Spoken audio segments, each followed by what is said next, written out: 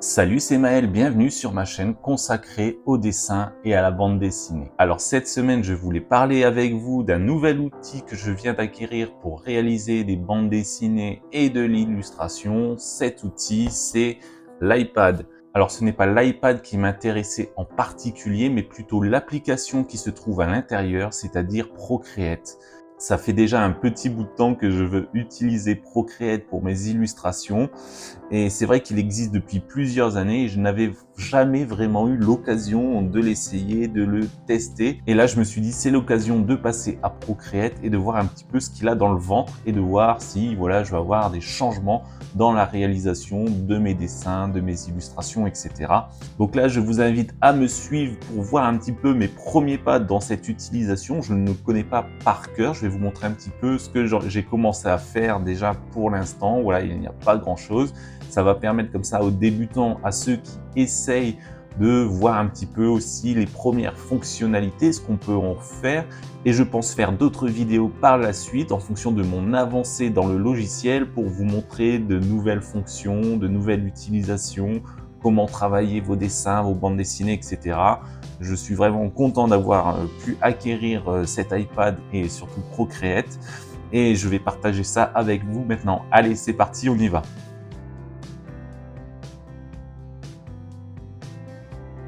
Alors là, on est au niveau du logiciel Procreate, donc pour ceux qui connaissent déjà un petit peu. Vous voyez, j'ai déjà plusieurs fichiers qui sont un petit peu mis ici. J'ai fait des tests, des petits tests déjà pour commencer, pour voir un peu. Alors quand j'ai commencé à ouvrir Procreate, dès le départ, j'ai été un peu ambitieux. Je suis parti directement sur la réalisation ici, vous voyez, d'une illustration comme ça, assez grande, avec des personnages, etc. Et je me suis senti tout de suite un petit peu envahi et un peu dérouté par certaines choses, je sais pas, je ne maîtrisais pas forcément. Voilà, j'étais pas forcément ravi de ce que j'étais en train de réaliser. Je me suis dit: «Je vais peut-être trop vite dans l'utilisation et peut-être que je zappe des étapes», même si ça ressemble au logiciel que j'utilise, régulièrement, c'est-à-dire Photoshop, Krita et cetera. Voilà, je me suis senti un petit peu dépassé. Je me suis dit: «Il faut peut-être que je reprenne un peu les bases et que j'apprenne à m'en servir correctement et déjà utiliser le stylet correctement, le sentir, voir un petit peu comment le travailler». Donc ça, c'est un conseil que je vous donne. Ne partez pas tout de suite dans de trop grandes réalisations, ne soyez pas trop ambitieux. Commencez plutôt par faire des petits exercices comme j'ai pu le faire ici. Alors ça peut paraître un petit peu simple, mais en tout cas, ça permet vraiment de comprendre comment fonctionne Procreate. Et voilà, j'ai réalisé des petites choses à partir de quelques brushes, c'est-à-dire les brushes, quelques pinceaux qu'on peut retrouver en fait ici. Vous avez toute l'intégralité, on en reparlera tout à l'heure et dans d'autres vidéos. Donc en partant sur des choses assez simples, juste en utilisant le crayon de bois, le crayon gris, en utilisant un petit peu de couleur sans trop rentrer dans le détail. Voilà, là j'ai essayé un petit peu au niveau de réalisation, un petit brush avec des crayons pastel. Si j'enlève l'ancrage, vous voyez un petit peu ce que ça donne. Donc on a vraiment cet effet pastel qui est sympathique ici.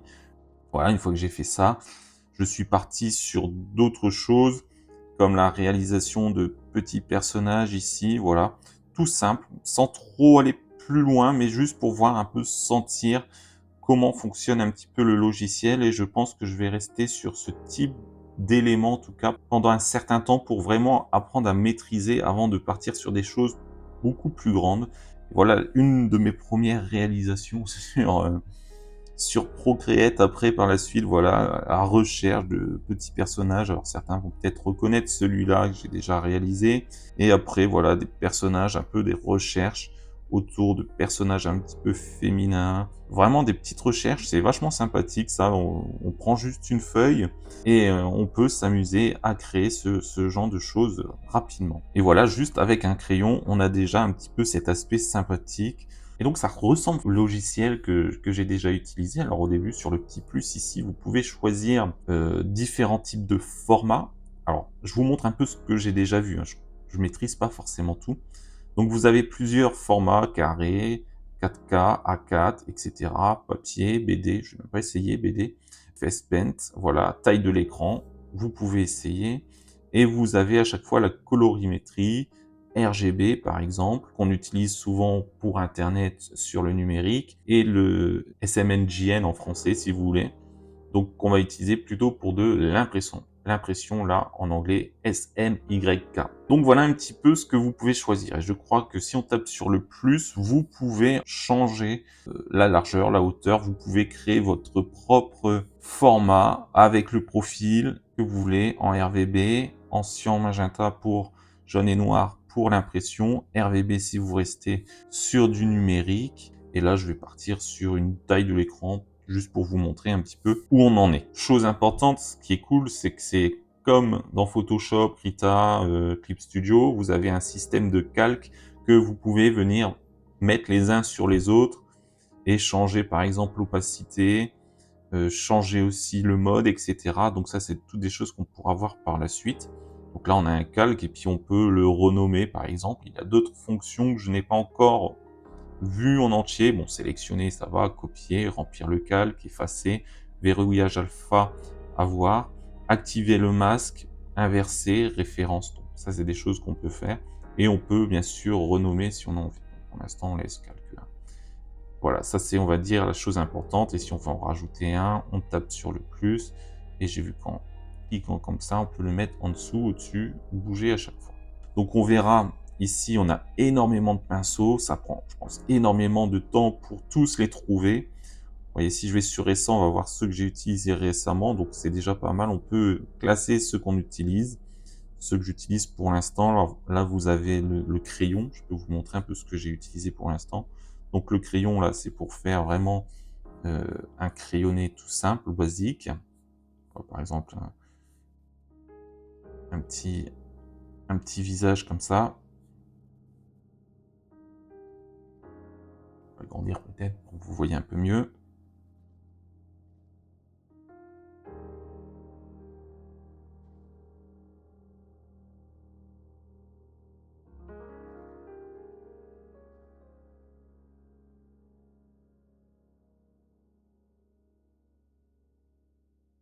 Voilà un peu, ça c'est un outil que j'utilise.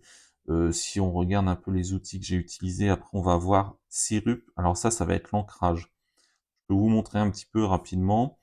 Au niveau de l'ancrage, alors je vais baisser ici, je prends mon calque où j'ai réalisé mon crayonné. Je baisse l'opacité pour pas être trop gêné, voilà. Continuez à le voir bien sûr. Hop. Et après je vais sur l'autre calque, je reste en noir et je viens en fait tracer. Donc là, l'outil ancrage, j'ai un peu plus du mal à l'utiliser pour l'instant. Faut que je trouve mes marques parce que moi j'ai l'habitude. Vous voyez celui-là, j'aime pas de ce trait-là. Voilà. Trop gros. Peut-être que je dois le faire en 2 fois. Voilà, moi j'ai l'habitude d'utiliser la plume, donc c'est vrai que de passer de la plume au stylet, c'est quand même un peu difficile, pour moi en tout cas. Hop là, voilà. Et donc on peut s'amuser à ancrer tout doucement notre personnage. Alors j'ai vu par exemple, si je reste sur Syrup, on peut par exemple modifier certaines choses. Et je crois que j'avais vu quelque chose du genre stabilisation. Si on utilise ça, le trait vient se poser automatiquement, il suit. Si je reviens sur mon Syrup, donc c'était l'intensité, j'ai mis au max, on était à 30%. Je vais remettre 30%. Voilà, ok. Là, au niveau de l'ancrage, vous voyez, je fais la même chose, mais le trait est totalement différent. Parce que là, en fait, c'est plus moi qui décide en faisant mes traits. Que là, vous avez une certaine automatisation dans le trait. Ce qui est intéressant. On peut essayer de voir un petit peu ce que ça donne. Je n'ai pas forcément essayé. Donc, pression, intensité, je la remets au max. Ok.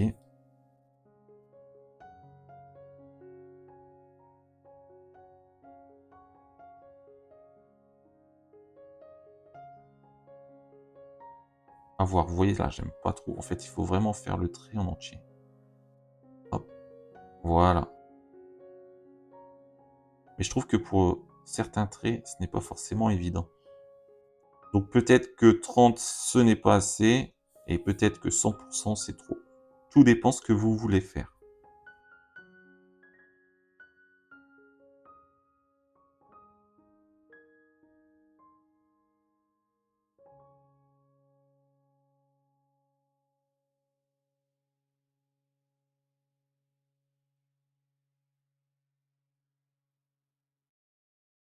Donc par exemple, ici, à 100%, est-ce que ça va au niveau des... Vous voyez là, j'aime pas trop au niveau des yeux. Ouais, j'aime pas trop, donc je vais repartir sur mon...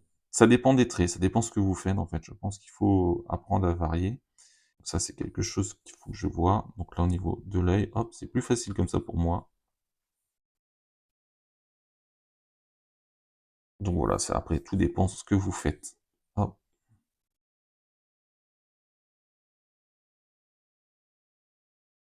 Ce qui est bien, c'est que vous voyez, on peut vite zoomer, dézoomer, tourner la feuille juste avec 2 doigts.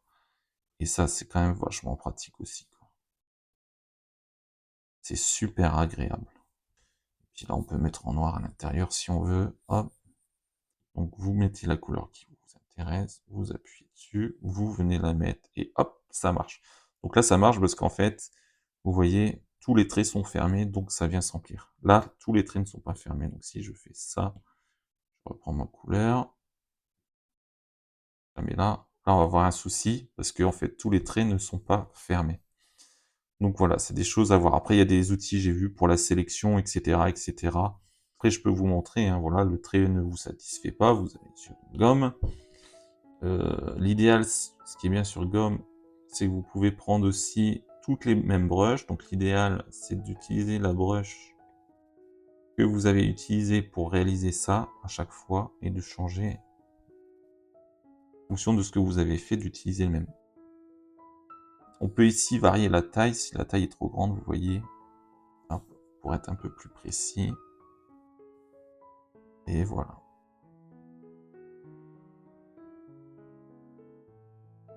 Et voilà un petit peu ce que ça peut donner. Qu'est-ce que j'utilise encore? Je peux refaire un calque. Pour faire des ombres, par exemple, pour faire les ombres, dans les choses récentes que j'utilise beaucoup, ça va être tout ce qui est pinceau ici, dans aérographie. Pour l'instant, j'utilise, je crois que c'est là. Aérographie, il y a plein de petits pinceaux, pinceaux doux, etc., etc. Voilà, celui-là, il est pas mal pour l'instant. Et donc, on peut venir rajouter les ombres en noir ici.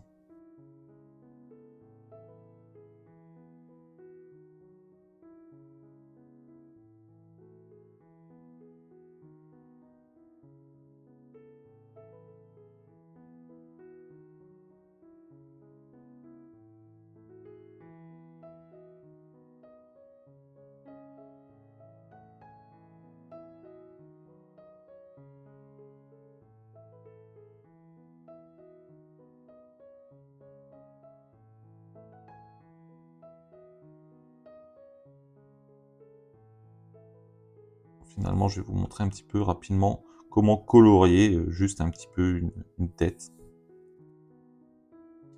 Donc version un petit peu bande dessinée ici. Après, il y a plein de manières de faire différentes. Et ça sera à découvrir dans les futures vidéos. Et donc là, si vous trouvez que c'est trop clair, vous pouvez baisser encore au niveau de l'opacité ici. Et après, ce qu'on peut venir rajouter, c'est donc un calque de couleur. C'est vrai qu'au niveau de la couleur, on a plusieurs possibilités. Donc ici, on a possibilité de choisir extérieur et à l'intérieur. Voilà, vous partez sur le rouge et après vous allez prendre du rouge foncé. Vous avez là le classique, ça permet aussi de choisir rapidement un peu des couleurs. Vous pouvez varier ici. Harmonie ici, vous allez avoir la couleur verte et sa complémentaire de l'autre côté. Donc ça, on reviendra là-dessus plus tard quand on travaillera sur les couleurs. un système qu'on utilisait surtout, moi principalement quand j'étais graphiste, quand on voulait retrouver à l'identique une couleur avec les chiffres ici, voilà, vous pouvez retrouver facilement.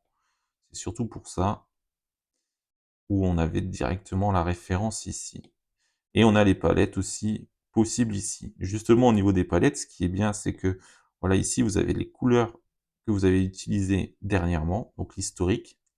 Et après, là, moi, j'ai commencé à créer une palette, en fait, ma propre palette. Les palettes qui sont proposées sont pas forcément terribles. Mais ce qui est bien, c'est que vous pouvez créer différentes palettes. Donc là, j'ai créé une palette planche de BD, mais j'aurais pu faire une palette peau, une palette ciel, une palette ou une palette pour les illustrations, etc. C'est-à-dire quand vous avez plusieurs illustrations et que vous voulez avoir chaque fois le même rendu, les mêmes couleurs de peau, par exemple, vous avez toujours vos références, vous êtes sûr de retrouver les mêmes. Voilà, donc vous pouvez en créer énormément et on la retrouve ici, cette palette. Donc je vais reprendre, voilà l'aérographe ici. Je suis sur le bon calque. Donc là, vous voyez, c'est trop petit. Je vais agrandir. Après, il y a des techniques, sélection, tout ça pour aller plus vite. Je n'ai pas forcément approfondi pour l'instant. J'ai vu, j'ai essayé, mais là, de tête comme ça, je pourrais pas forcément vous remontrer tout. Mais en tout cas, j'ai vu qu'on pouvait choisir, sélectionner pour mettre en couleur plus rapidement une zone aussi. Ce qui est aussi vachement intéressant en fait, c'est de pouvoir remplir certaines parties rapidement.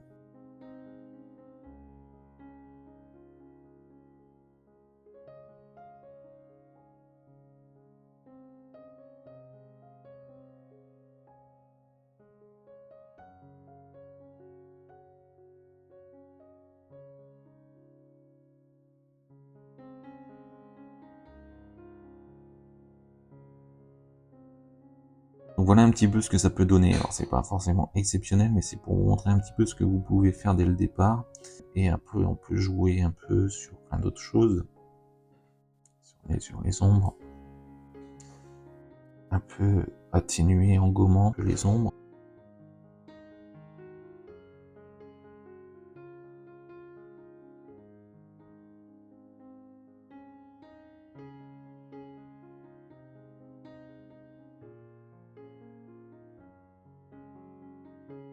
Alors une fois qu'on a ça, on peut aller dans réglage, balance des couleurs. Si on veut changer la couleur par exemple de l'ombre, on va faire quelque chose de plus chaud.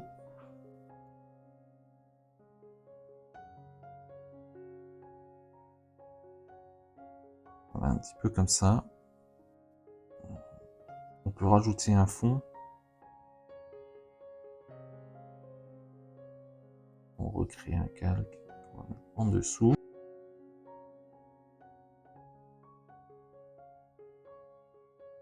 Oui, alors vous voyez par exemple un truc qu'on peut faire pour le fond. Si vous voulez faire un truc avec une belle forme à peu près, vous venez relier ici, vous attendez et ça vous fait une forme carrée. Je crois qu'on peut même modifier.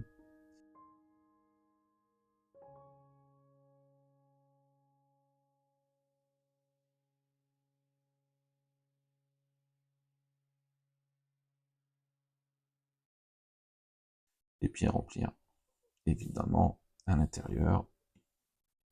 On va faire directement comme ça. Après voilà, vous avez plusieurs techniques. Ici on est parti sur une technique où je garde l'ancrage au noir comme pour faire un style bande dessinée. Mais vous pouvez par exemple vous amuser à enlever les traits de crayon, mais là il va falloir travailler un peu plus au niveau des traits autour, etc. Donc, moi je reste sur mon style bande dessinée. Pour l'instant, voilà ce que ça peut donner. Et après on peut encore rajouter des choses, petit calque de couleur rapidement, faire des petits traits blancs. Est-ce que je suis sur le bon? Hop. Alors, utiliser celui-là.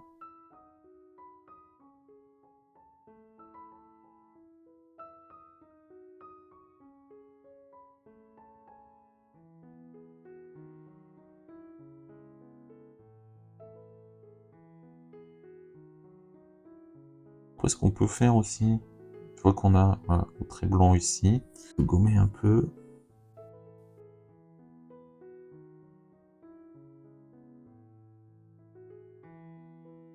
Voilà. Et une dernière chose que je peux vous montrer rapidement, Si vous n'aimez pas trop les couleurs que vous avez faites, vous pouvez toujours aller ici, pareil, dans balance des couleurs tout à l'heure, et voir un petit peu si vous voulez plus ou moins changer les couleurs. Les modifier un peu. Voilà, c'est des choses qu'on peut faire aussi. Teinte, saturation, luminosité, teinte. Voilà, vous voyez, on veut faire un personnage vert-bleu. Vous pouvez, luminosité, pareil. Vous voyez qu'on peut bouger.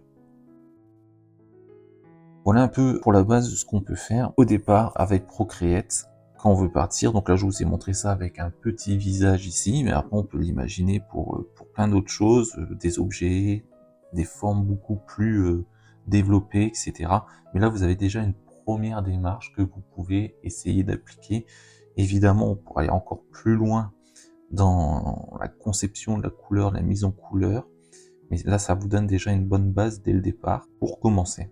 Après, je reviendrai sur d'autres vidéos pour vous donner encore plus d'exemples, plus de choses qu'on peut faire et qui pourront vous permettre de vous aider dans la réalisation de vos dessins.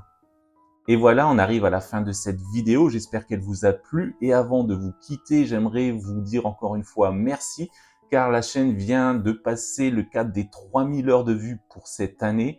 Voilà, c'est une nouvelle étape en plus pour la chaîne et pour son développement. Je vous en remercie beaucoup. Si vous êtes nouveau sur cette chaîne, n'hésitez pas à nous rejoindre en vous abonnant. N'oubliez pas de liker, de commenter si vous avez des choses à dire par rapport à cette vidéo et à l'utilisation de Procreate. Et puis, je vous dis à la semaine prochaine pour une nouvelle vidéo. Allez, salut, ciao!